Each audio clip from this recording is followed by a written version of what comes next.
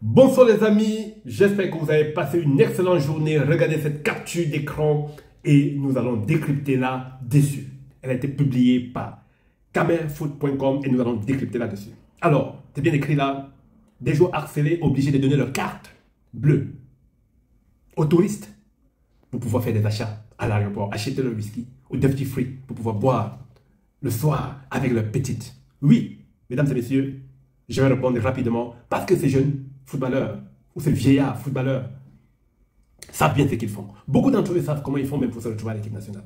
Si vous avez remarqué, il y a des joueurs qui ont fait 100 jours sans club, mais ils sont à l'équipe nationale. Vous avez remarqué qu'à l'équipe nationale, les joueurs en jambes sont sur le banc de touche. À l'équipe nationale, les joueurs qui ont brillé il y a 3 jours à un match, on les met au banc de touche. Les joueurs qui ont fait bonne prestation, on les met au banc de touche. Et je vous l'ai dit en passant, qu'il est inadmissible qu'on pense en lisant ceci que ces gars sont dupes. Ils sont même fiers de donner leur carte bleue à ce touriste qui puisse se procurer du whisky. Parce qu'ils savent qu'en le faisant, on ira chuchoter dans l'oreille de l'entraîneur que mettez. Je dis bien, beaucoup parmi ces gars savent comment ils font pour se retrouver à l'équipe nationale.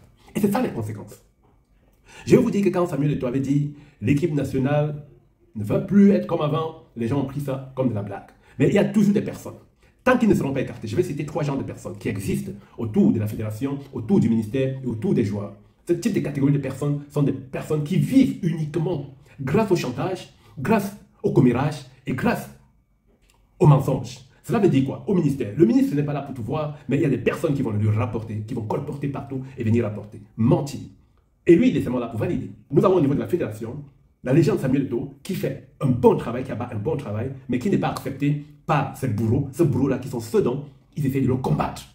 Et ils récupèrent des informations, coûte que vaille, pour aller entêter le ministre, et que le ministre écoute, se révolte contre l'Africa Foot, et ça donne ce que ça donne. Entre-temps, les joueurs, pour avoir un quartier libre, ont autour d'eux des personnes qui prennent des informations au niveau de l'Africa Foot et des informations au niveau du ministère pour revenir les informer. Un joueur peut être sélectionné quand il veut, s'il mise pour l'honneur qu'il soit à l'équipe nationale, et peut-être aussi pour avoir une bonne position dans son équipe respective. Il mise pour qu'on l'appelle. Même s'il vient rester au banc de touche, c'est un statut qu'il a déjà.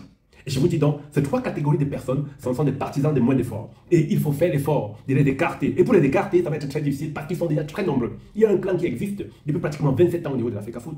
Il y a un clan qui existe depuis pratiquement 27 ans au niveau des joueurs. Et il y a un clan qui existe depuis pratiquement 27 ans au niveau du ministère. Ce qui fait en sorte que pour complètement stopper cela, il faut remanier un ministre qui doit s'entendre avec le président de l'Africa Foot. Il faut remanier complètement la tanière des joueurs, mettre de l'ordre, instaurer une discipline, et apporter un sang neuf, et mettre les règles comme par le passé dans les années 72 jusqu'à 90.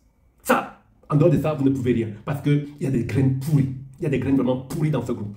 Vous allez voir des joueurs qui sont capables de vous dire, j'appelle tel commissaire quand je veux, j'appelle telle personne, tel ministre quand je veux. Et vous pensez qu'avec cet état d'esprit, les gars peuvent encore jouer pour la nation. Ils ne jouent plus pour la nation. Ils ne jouent plus pour la nation. Et ça sont des erreurs. Que s'il faut vraiment le faire, il faut aussi avoir un entraîneur neutre. Un entraîneur qui a la main libre de travailler sans avoir tout autour de lui des personnes qui vont lui faire des propositions.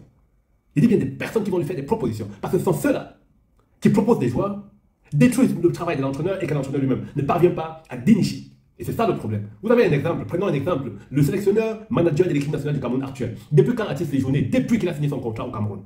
Il vient, s'il a un match à domicile, il a 4 ou 5 jours au pays, il est parti. Il vient s'il est convoqué par la fédération, c'est le buzz, il est parti. Il vient s'il a un match à l'extérieur, il va jouer le match, il rentre, il repart. Depuis quand il est resté, les Interpol ce jour, il devait être là pour sillonner et essayer de voir s'il pouvait détecter un talent de demain.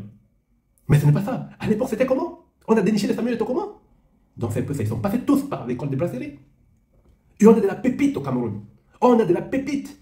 En tout cas, les amis, c'était votre humble serviteur, le concepteur de défi de rue, votre coach sportif, l'homme à battre, mais qui a tout son épée pour suivre. Merci pour les 100 000 abonnés sur Facebook. N'oubliez pas, nous sommes à 9 000 sur YouTube. Allez vous abonner là-bas. GB Sport Canal, c'est l'acronyme que j'utilise sur YouTube. Ciao, ciao.